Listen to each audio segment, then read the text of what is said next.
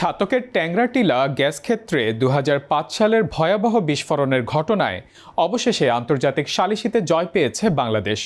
কানাডীয় প্রতিষ্ঠান নাইকো রিসোর্সেসকে ৪,২০,০০,০০০ মার্কিন ডলার ক্ষতিপূরণ দেওয়ার নির্দেশ দিয়েছে বিশ্বব্যাংকের অধিভুক্ত আন্তর্জাতিক সালিসি সংস্থা international centre for settlement of investment disputes exit.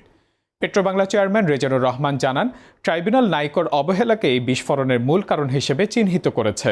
রায় প্রায় ৮ বিলিয়ন ঘনফুট গ্যাস পুড়ে যাওয়ায় ক্ষতিপূরণের জন্য ৪,২০,০০,০০০ ডলার এবং পরিবেশগত ক্ষতির জন্য অতিরিক্ত ২০ লাখ ডলার পরিশোধের নির্দেশ দেওয়া হয়েছে। ২০০৫ সালের জানুয়ারি ও জুনে ২ দফা বিস্ফোরণে গ্যাস ক্ষেত্র ও আশপাশের পরিবেশ ব্যাপকভাবে ক্ষতিগ্রস্ত হয়। ২০১৬ সালে বাংলাদেশ ক্ষতিপূরণের দাবি করে মামলা করে।